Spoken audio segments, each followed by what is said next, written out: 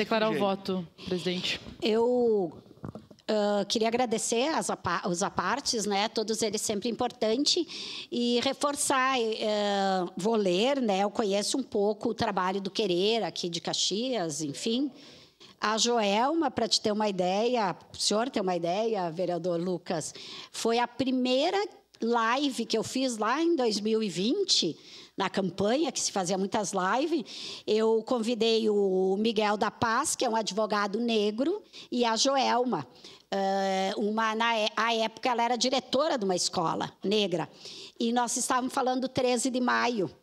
E ela, nunca me esqueci aquela frase que ela disse assim, quantas e quantas vezes ela, diretora do, se eu não me engano, era lá do Rubem, e chegavam na sala da diretora, qualquer pessoa, familiares, das crianças, entregadores de qualquer coisa, e diziam, por favor, eu preciso falar com a diretora, tem alguém da direção?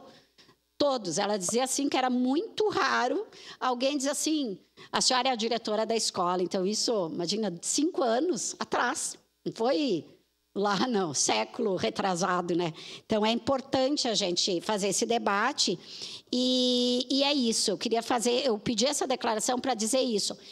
Tanto a questão, muitas vezes o ensino religioso nas escolas, como a gente não pode trabalhar nenhuma religião, mas ele existe, a gente trabalha ética, movimento negro, a igualdade, a solidariedade, tudo ensino religioso. Então, a sensação é que tu abre uma caixinha ali, tu vai trabalhar a ética e tu fecha a caixinha e segue nas outras disciplinas. Não.